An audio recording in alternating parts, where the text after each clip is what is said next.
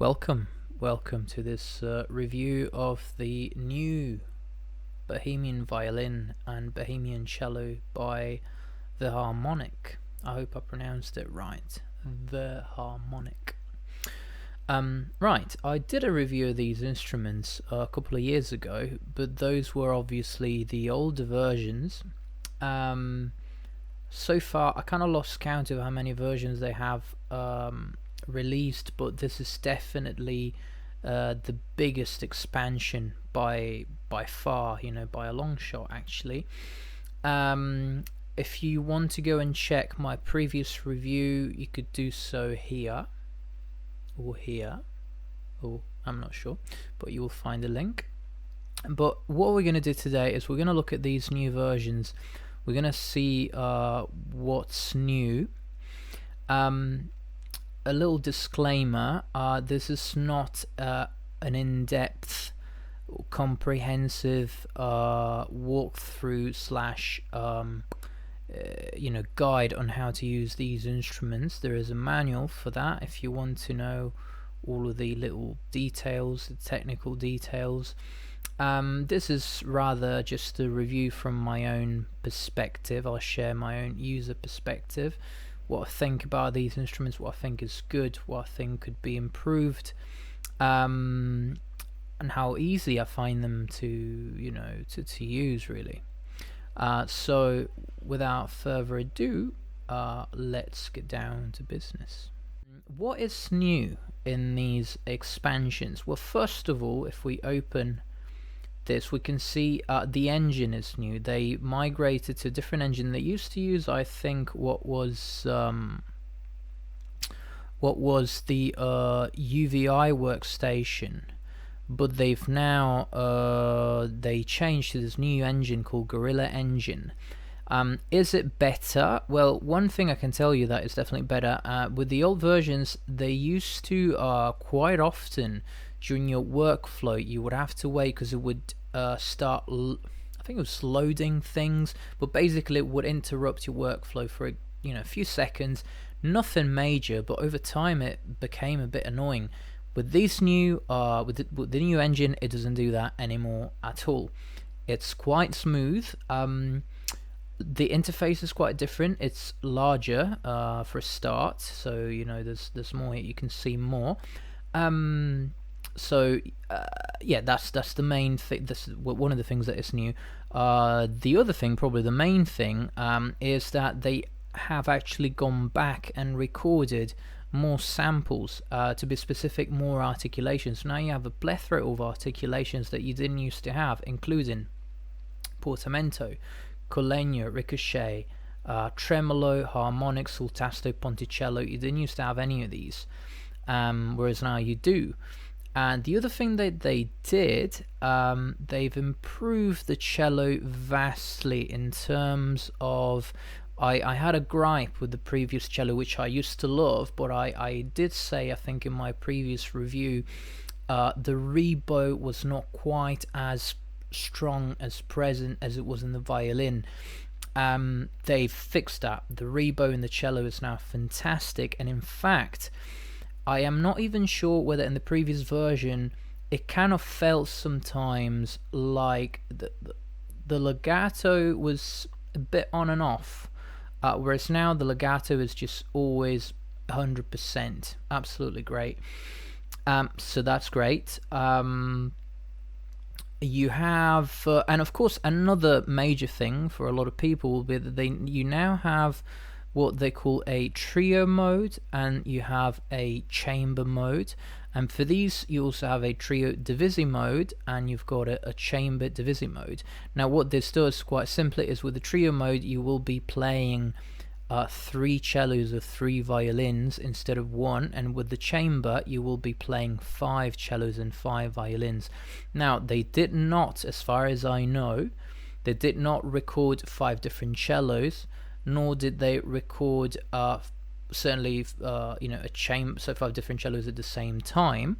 But I think what they did is that they used the samples that they had for the 1 cello and the 1 violin, and then they sort of like overlapped them, and with some script and other black magic that I don't understand. They made it sound as if it is actually 5 different cellos playing, because you got to tweak things, otherwise you're going to have phasing and all kinds of things. And it does sound fairly convincing. I don't know if we're going to have time today to look at the chamber and trio, because this instrument, they're very large. There's a lot to get into. If we don't have time, I might do another video about that if you want me to, so let us know in the comments below. So today I think we're just going to take a look at the solo instruments. Another new thing they added with the expansion is a second solo instrument. So you used to have this the main instrument. Now you have a second version, the second solo. You have that both for the violin and for the cello. Once again, I don't think this is a different instrument that they actually sampled. From the sound of it, from what I can hear, it's like they applied a little bit of maybe EQ and different panning and whatnot, possibly a little bit of compression to create a different sounding instrument, but I think it's the same original samples. Please once again correct me if I am wrong. So those are the main differences. Right, having tackled that, I think we could go ahead first of all and just play a little bit for me to give you a sense of what it's like to play these instruments in real time, which is what I normally do all the time. So no, it's an assertive.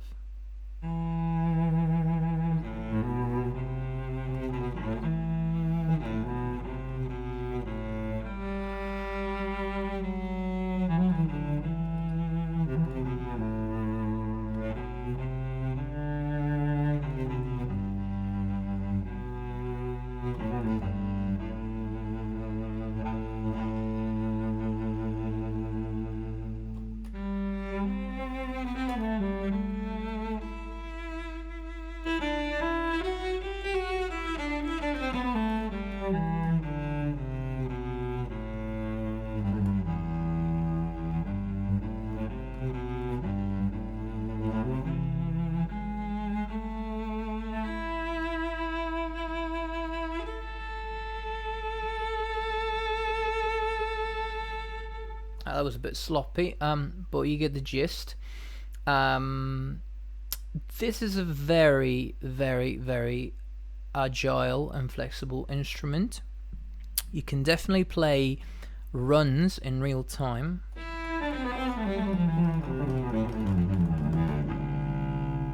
As you can see, and I hardly these days, I feel with the new version they've improved the responsiveness of the instrument. I feel, at least personally, so I find myself rarely having to go and adjust the notes in my piano roll in my DAW to make sure that they start at the right time, because quite often just playing it in, you get a pretty good result, even with runs, as you saw.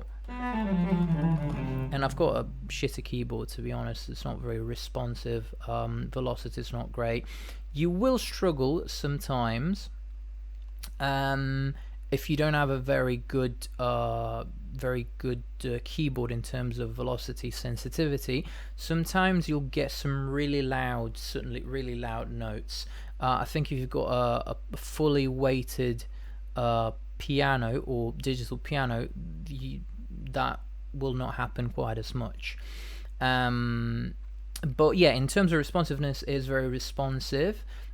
With very fast passages, you might have to go into your DAW afterwards and tweak the notes, the beginning of the notes, really, but mostly it's fine. Let us talk about the harmonic approach. What is different about these instruments? What sets them apart?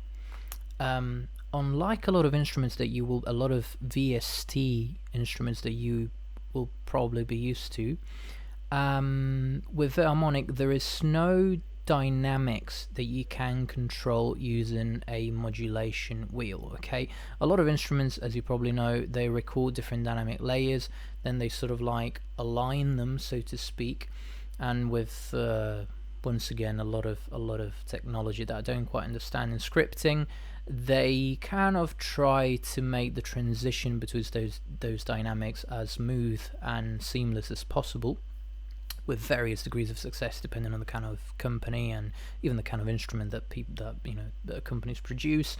Now, this is not how the Harmonic have done it at all.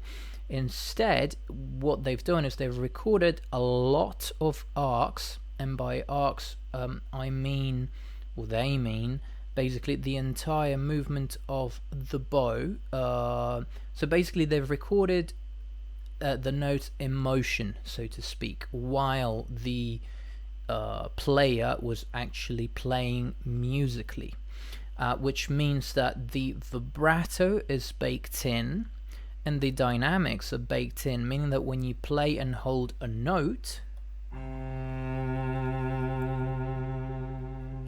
you hear the note evolving in real time, going through the dynamics in real time. You can see here, this little screen here, this part of the screen is going to be your best friend, because it tells you what articulation and what dynamics your instrument is playing. So you can see here it was doing a mid arc and it was playing piano to forte.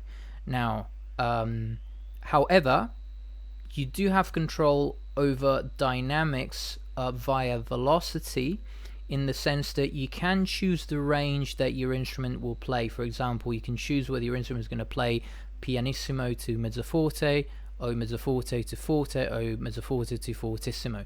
For example, like this. That's piano to forte. If I play a bit harder, now you got mezzoforte to fortissimo.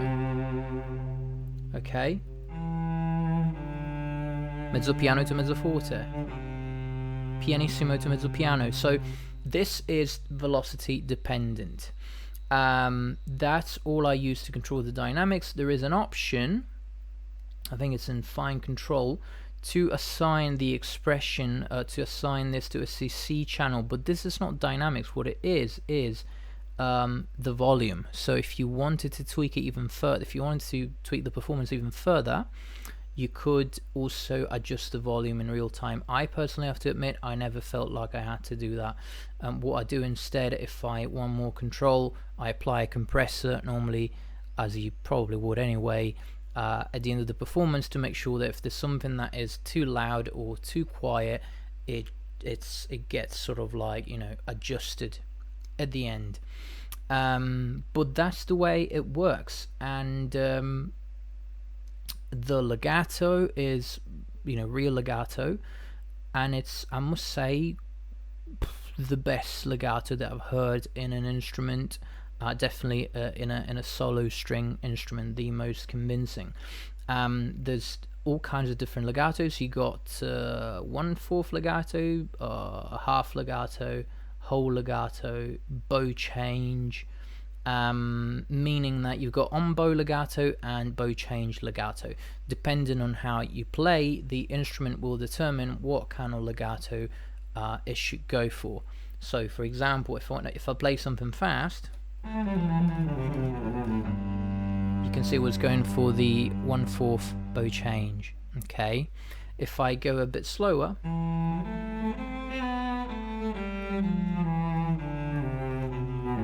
it's going for the half bow change. Okay, to be honest, even I don't fully understand it.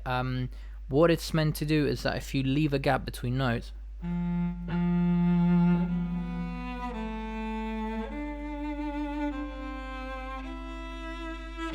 it will play a bow change legato, whereby the bow is actually changing, going up and down. And you can see that in this little icon here, this little symbol which represents the bow. You will see it changing as I play.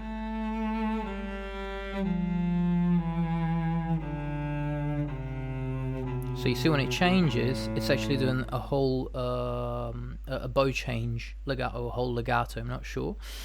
about the differences, but it's basically the bow's moving up and down. So you got down bow, up bow, down bow, up bow. Whereas if I play very fast, it will play all of those notes slurred, or I suppose it'll play a fingered legato, where it basically squeezes 3 or 4 notes all within the same bow motion. You see, it only changed once. It's playing 4 notes all in one bow.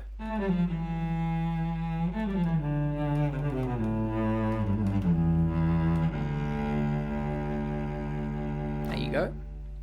Now, what is handy about this thing is that you do have, besides having your manual, of course, you have a performer guide. So you've got a mini manual that was embedded into the instrument here. So if you need a quick look at something that you don't understand, some function or something, you basically get a performer guide, and you got all of the instructions on how to use the instrument, including moods, velocity on bow, bow change, so all the things I've been talking about, except it'll be more accurate and perhaps more thorough as well. Bow type, modes, and maestro crafting. So it's kind of nice to have it there, because it is a complex and comprehensive instrument, as I said. But long story short, you've got all of your articulations here. So you click on this cog here to open the articulation list, and then you move to the right to switch to reverb and space, fine control. We might talk about this. This is where you can select also your instrument, first or second solo cello, and the guide that I was just talking about. Now what you see here at the top are these are what they call moods, but they're basically modes. And what it is it's basically a script. Well, I see it, and that's what probably I'm guessing it is. It's a scripting mode. You basically altering the script of the instrument to favor particular articulations over others, in order to tailor the performance to a particular genre. So improv, which is the one I was using, is the one, to be honest, I use 90% of the time, is the most flexible. It chooses from a variety of different articulations, and you can play most things. If you want a bit more something a bit more tame, you go for emotive, and all of this, by the way, I'll tell you here. Moods, it'll tell you all of the differences. Emotive. So emotive, as you can see, offering the softest of our moods, ideal for slower paced pieces and lower dynamics. Assertive is the opposite. So assertive favors, I think, mostly it opens most phrases with a marcato. Oh, that's assertive, sorry, yeah. Classical is very good for very fast passages, and sprightly, I've got mixed feelings about sprightly, especially because I think they changed it from the previous version. The previous version was what they do now anyway, they overlap it utilizes spiccato overlay on top of short bowed and slurred runs legato.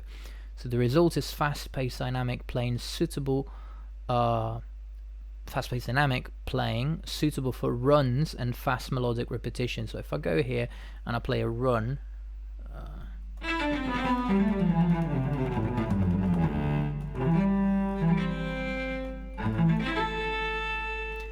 it's fine, but I'm not a huge fan of that spiccato overlay. For me, I can hear that it's 2 articulations playing at once. So I'm not personally a fan of sprightly. I don't normally use it.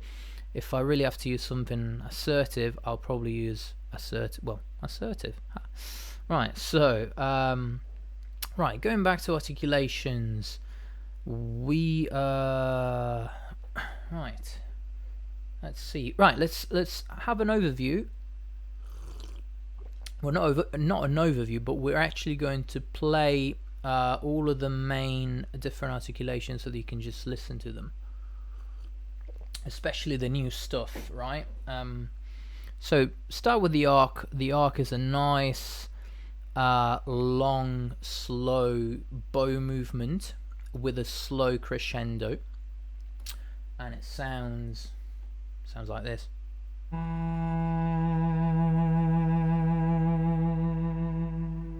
So very nice for opening notes, or even I find sometimes notes at the end of a phrase.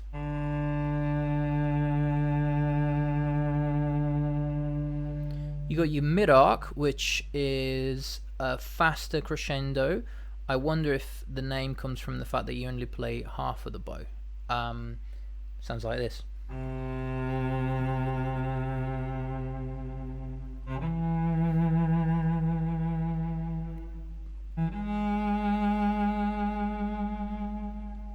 Your sustain is what it is. It's a sustain, but the thing I love about it, they have movements. They're not just your sustains of that you have in other instruments, where it's just like a dead note with the same dynamics from beginning to end. You actually have dynamics that fluctuate. Well, not this one. This is a pianissimo, but you see how it's kind of alive, you know. Now this one is mezzo forte.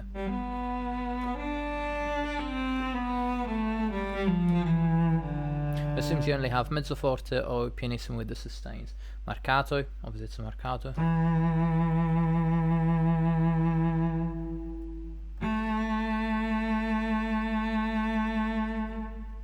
So they're very long, but if you don't hold the key,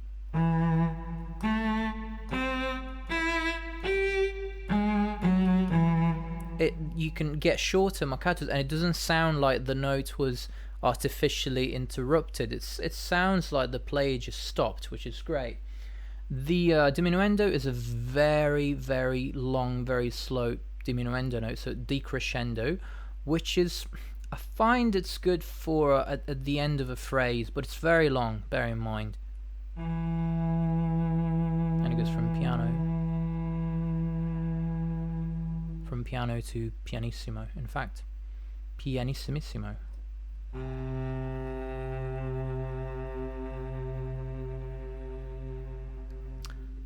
Now you got your shorts, of course. Gotta turn off crafting for that. I'll explain that in a minute.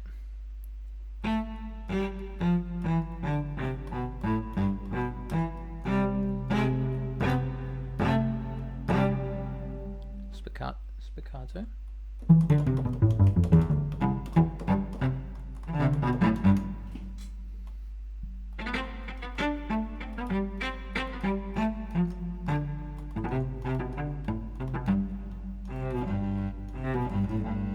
Whatever. You get the picture. Pizzicato.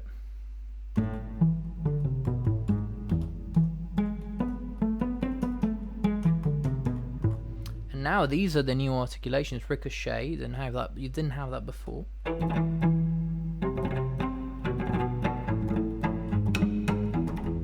It's hard to use it rhythmically because, you know, con legno.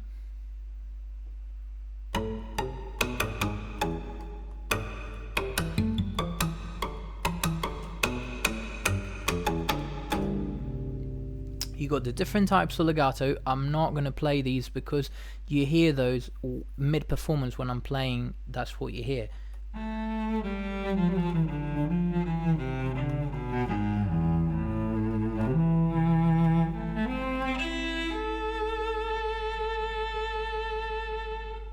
Okay, you see? Portamento, which you don't have to trigger yourself, though you can if you want using this key switch. But actually, if you overlap two notes, if you overlap them enough, it will trigger portamento for you automatically. So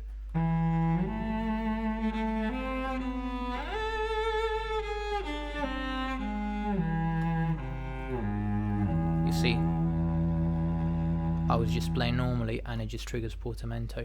Down bow or up bow, if you wanted to force them rather than having the instrument select them organically for you, you could do that with these key switches. Tremolo, I'll talk about auto rebow in a bit. Tremolo, tremolo, tremolo.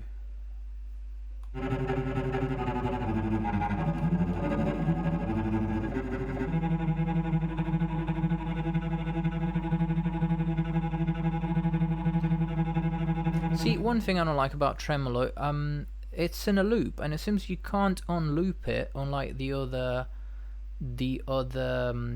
articulations, which is a shame really. And also, so you got mezzo piano to mezzo forte, and you got mezzo forte to forte, but you don't have a piano or pianissimo tremolo, which would have been nice, to be honest.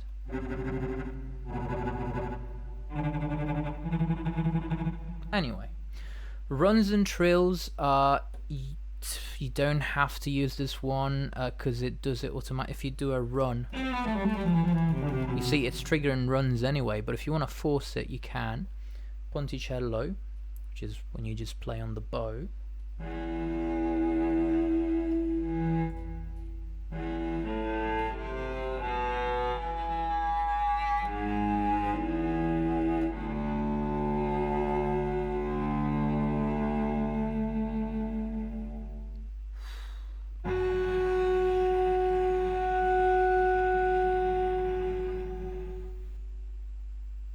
Absolutely brilliant. Sul tasto, which is my favorite articulation. And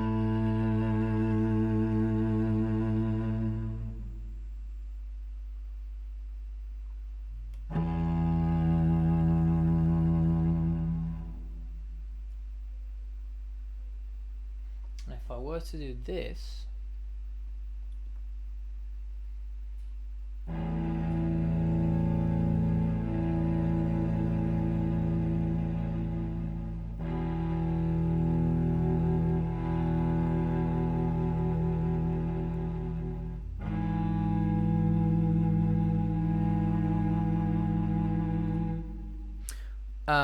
so what Maestro does, very briefly, it allows you to play polyphonically rather than playing a legato. That's what it is. So that's why I switched it on to do that, to play 2 notes at a time. Okay, we've got harmonics and non-vib. Ooh, what the hell is going on, my lord? No, sorry.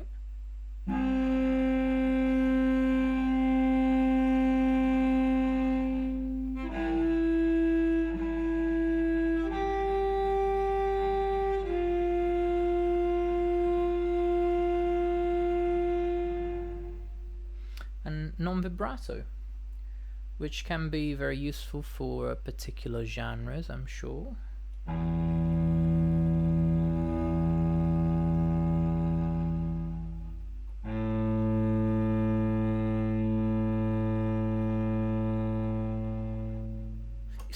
The thing I love about this instrument is you can really hear the rosin on the bow, especially as the player is slowing down and coming to an end and having that very soft crescendo. You can really hear all of the nuances, which is absolutely fantastic, really.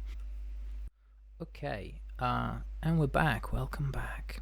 Right, let us talk about crafting, or as posh people say in the South, crafting. What is crafting? What is crafting? Crafting, it says here, I mean, I could just read that, to be honest. When crafting is enabled, you can blend any forced oboe type articulation with art legatos. For example, when you force arcs and crafting is on, you will hear an interval between the notes played.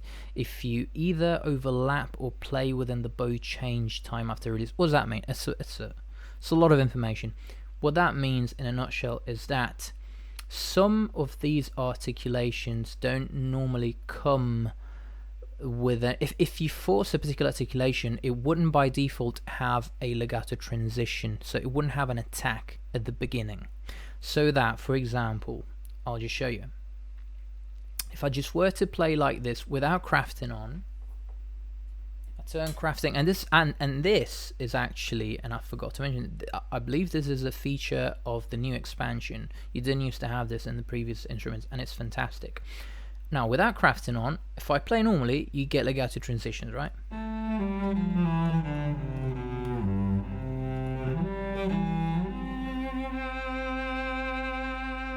Right. But if I force a particular arc, for example, mid arc or arc, those don't actually come with an attack. So if I just force it in the middle of a phrase, you're not going to have a legato transition. Check this out.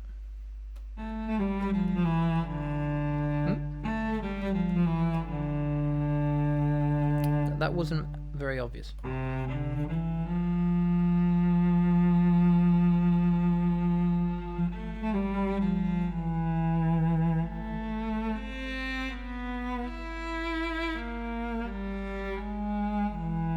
So no legato transition. What crafting does, it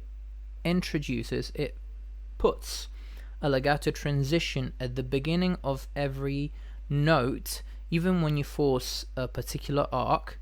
For example, sul tasto wouldn't normally have legato transition, so no legato.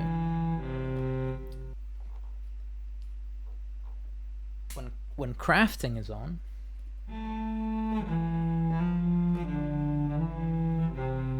now you got a legato transition, so you can combine any of these in a legato fashion with the arcs, right?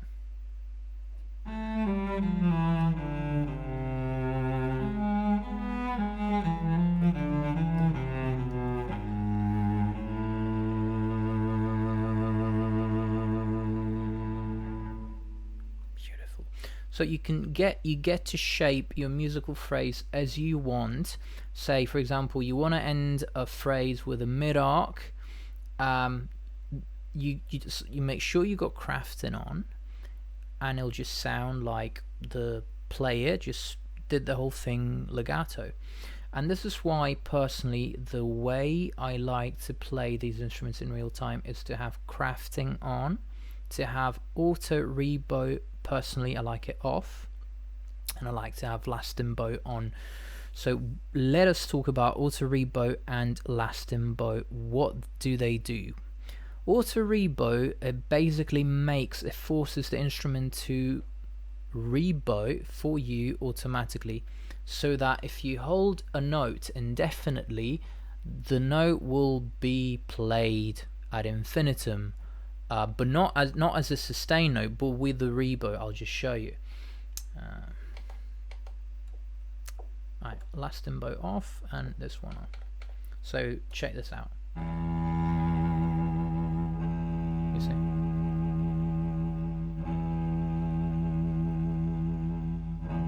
So the instrument is just rebowing, and it will rebow forever.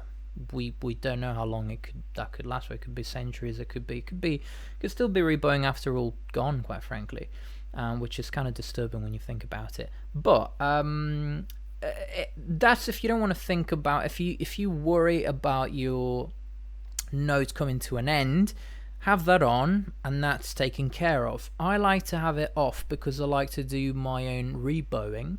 And the way you rebow basically is you retrigger. Well, you play another note, or you basically re-trigger the same note. And I like it because I like to be in control, so that I can rebow at a time when it is musically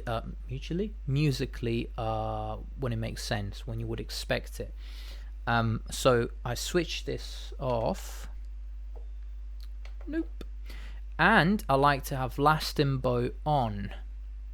If you are super bothered about realism, you probably don't want to use lasting bow, but I find it's fine. I like it on. Now, lasting bow, what it does is it forces your last note to last, basically, beyond what would be realistically or physically possible. Basically, it's like you end up with an infinite, well, not infinite, but a very long bow. Okay, for example, if I don't have lasting bow on, if I turn it off, right, and I play I don't know, 4 notes all in a row, turn crafting off as well. You see, the last note ended quite abruptly because the player ran out of space on the bow, okay, and I didn't rebow, so the note had to end. Okay, now if I turn lasting bow on, oh come on, right, turn it on. Now check this out.